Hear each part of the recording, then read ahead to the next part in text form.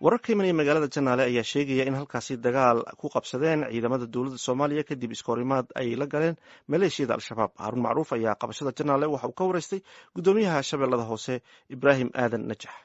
walaal waa mahadsan tahay. howlgalada gobolka shabeellaha hoose ka socda muddooyinkii ugu dambeeyey bilihii ugu dambeeyey sanadihiiba way socdeen. waa taad ka warhaysay in deegaano fara badan oo gobolka shabeellaha hoose kamid ah kooxaha nabadiidka ay ka dhibaateyn jireen shacabka laga dulqaaday adeegyo bulshana runtii laga fuliyey. ay ugu horeysay sayiid iyo canoole ilaahay beriire elsaliini awdeegle. sidaas lamid ahna ciidanka maanta waxay la wareegeen xaruntii caasimada argagixisada al-shabaab u ahayd gobolka shabeellaha hoose janaale.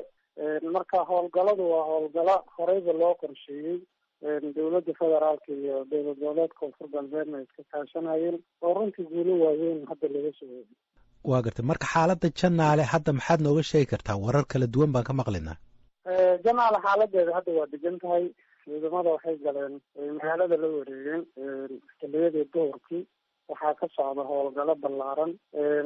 howlgaladaasna insha allahu tacaala ilaa amniga magaalada si guud ahaana looga xaqiijinayo way sii socon doona. waa gartay. bal waxaad wax yar nooga sheegtaa xaaladda ay militarigu ugu tegeen janaale iyo dagaalkii la galay, wixii khasaaraa iyo wixii kale. ciidamada runtii waxay ka hortageen intay ku jireen howlgalkan ay ku gaarayeen janaale qaraxyo fara badan oo waddooyinka lagu aasay oo kooxaha nabadiidka ay ugu talagaleen inay ku jiraan isku socodka dadka ay ku dhibaateeyaan ciidanka. ilaa iyo dhowr iyo toban miil ayay wadooyinka kasoo saareen. sidaas lamid ahna iyadoo howlgalka ay ku jiraan markay magaalada ay ku dhawaadeen oo magaalada janaale afka hore laga gala kooxaha maleeshiyaadka al-shabaab waxay isku dayeen inay ciidanka ay dagaal kala hor yimaadaan. taasoo ay runtii ay ku guuleysteen. ciidanka magaalada waxay u tageen runtii inay cadowgaan oo muddo fara badan halkaas u ahayd xarun dhexe oo ay kasoo abaabulaan dhibaatooyinka loo geysanayo shacabka soomaaliyeed ay ka dulqaadaan.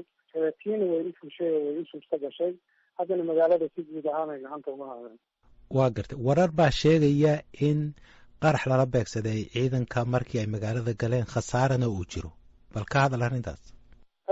qaraxyada waxaa jiray inkastoo howlgalku weli socdo aan runtii soo gudbin doono habka dhabka ah, haddana waxaa jiray qaraxyo nimanka nabadiidka ay kaga carareen magaalada oo ciidamada ay qarxiyeen. gawaari qaraxyo lagu diyaariyey oo loogu talagalay in lagu dhibaateeyo shacabka soomaaliyeed oo ay ciidanka ka hortageen. marka faahfaahinta kuwaas dib ayaan ka sheegi doonaa, laakiin waa jiraa gawaarida waaweyn ah oo qarax lagu diyaariyey oo kooxaha nabadiidka ay ka carareen oo ciidanka ay qarxiyeen.